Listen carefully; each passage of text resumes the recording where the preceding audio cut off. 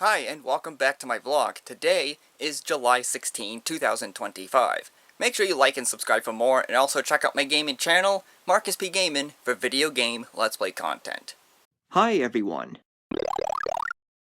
In this vlog, I will tell you my Steam Summer Sale purchases for 2025, now that the Steam Summer Sale is behind us. Sorry that this vlog is a tad bit late in regards to the topic at hand. This year, I bought 5 games, and that is all, starting with the Crash Bandicoot trilogy. How could you pass up on a collection of 3 Crash Bandicoot remakes for $4? That's one of the best deals that I have seen for quite a long time. Now let's see if I can think of the other games that I bought. Little Nightmares 2, Atlas, Black Mesa. Okay, the last game that I bought was kind of out of a whim. Distance. It's kind of like an obscure racing game with some, I don't know, unique game modes and such, for a lack of better description. But the reason why I bought that game is because it has VR support. Now you should know, I don't have a VR headset that plays Steam VR games. Not for long.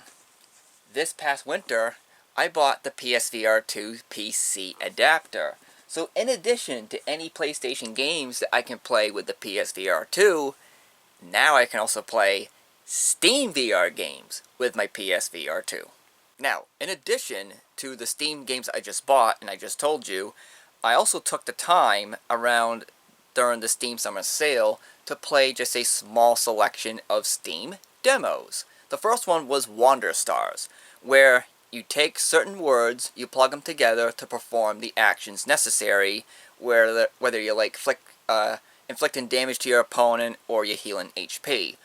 All done in a presentation of like an anime show.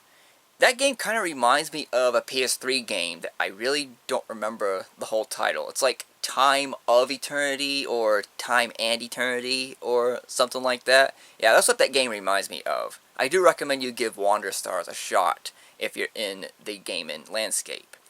The next game, Labyrinth of the Demon King, a first-person survival horror similar to that of like Resident Evil and Silent Hill, where it takes place in Japan. You're a samurai and you're going after the Demon King as you fight against mobs in this really tout combat style where attack, defense, and parrying are all key roles, all in a style that looks like a PlayStation 1 game where there's just pixels all over the place. That game was up my alley. And the other demo that I played that I really enjoyed a lot was Elementalis. All I can say is, just briefly put, it plays similar to that of Zelda Link's Awakening.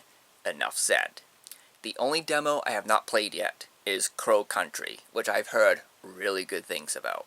So now let's move on from Steam to Nintendo Switch 2. Now we all know that Donkey Kong Bonanza releases tomorrow, but that's not the game that I want to talk about. Instead, I want to talk about Mario Kart World.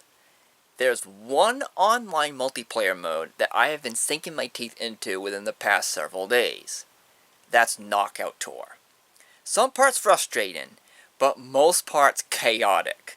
Sometimes I view it as very hilarious, where I'm driving down the road and there's like 8 drivers in front of me, and it's similar to that like an old cartoon where 2 people get into a fight and you get this big white cloud, poof, poof, poof, poof, poof. That's what it reminds me of when I see 8 drivers or so just beating each other with shells and bananas, just coins going all over the place. In this mode, it's one thing to be the very best. It's completely another to avoid elimination.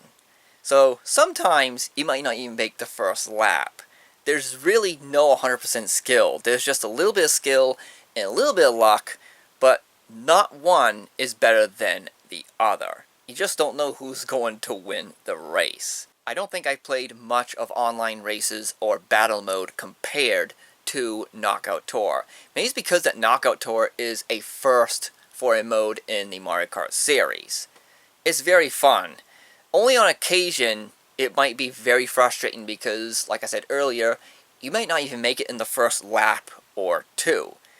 I do also think that this may also be the case for past Mario Kart games as well, but in Knockout Tour, I do see a lot of rubber banding.